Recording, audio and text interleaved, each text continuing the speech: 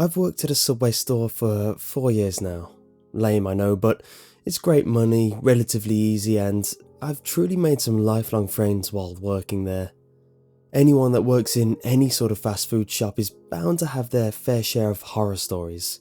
A friend of mine that used to work at McDonald's almost got tasered when she went to take the customer's money through the drive-thru. Anyway, apart from being robbed once while working and your general drunks, I've never had much of a story to tell, up until last week.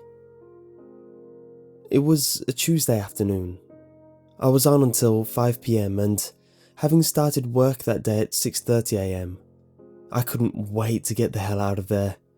It was around 3:30 when the other girl that I was on with started complaining that she felt really sick.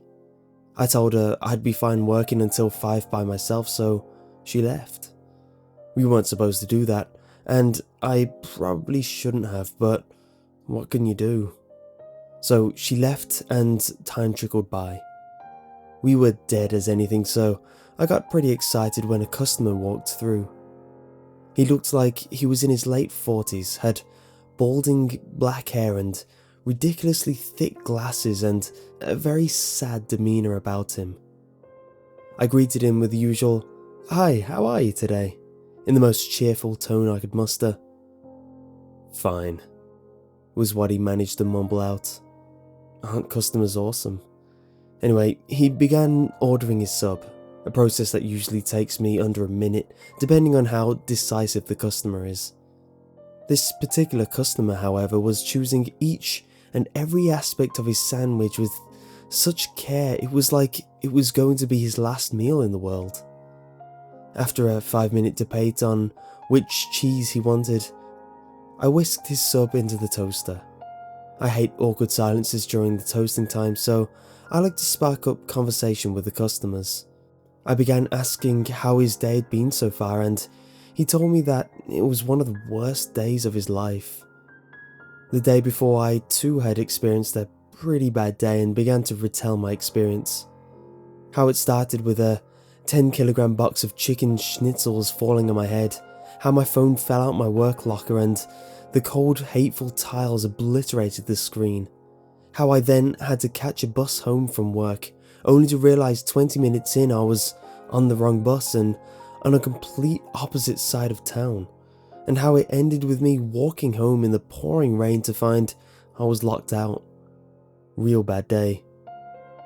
To my surprise, the grumpy, indecisive man was now howling with laughter with tears pouring down his face. Now I admit, it was kind of funny, but not that funny. Although I was glad to see that he had some sort of happiness in him. I finished up his sandwich and he went and sat in the restaurant, happily chomping away. 10 minutes later, he came up to the counter and asked if he could borrow a pen. I handed him one and he took the napkin and went back to his table.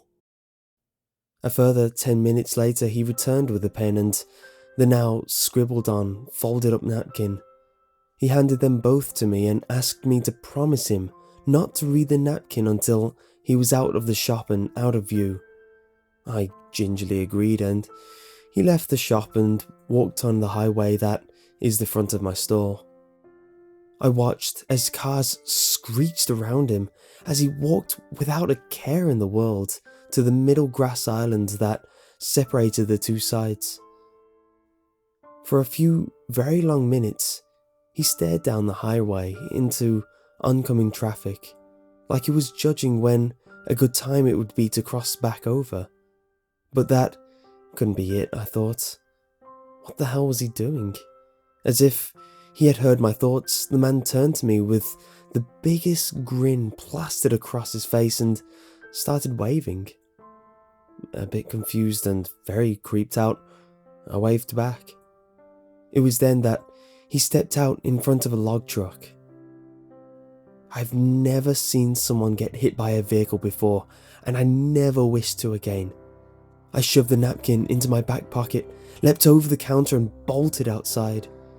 His body was lying 200 meters up the highway. People were screaming and crying. It was total chaos. I ran to him where a small group of people were gathered.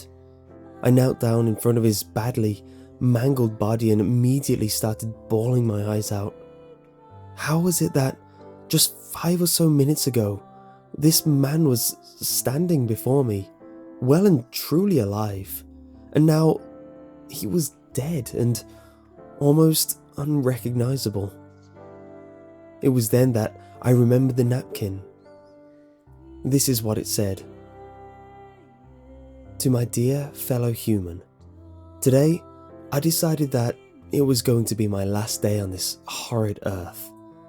It wouldn't be so horrid if my beautiful wife and daughter were still alive, but they're not, and today is the 1-year anniversary of their deaths.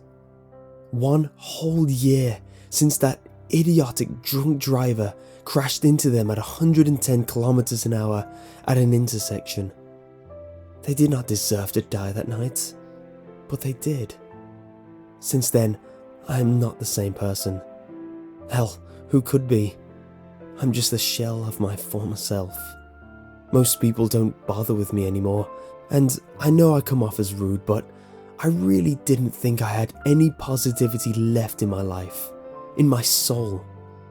Until today.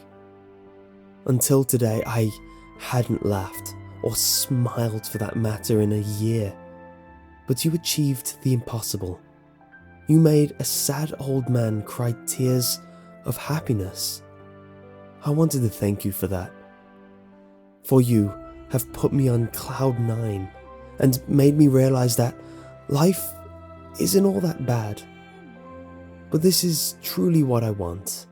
I need to be with my daughter and wife, and that is just what I'm going to do. So again, thank you for making my year and helping me leave this earth with a smile on my face.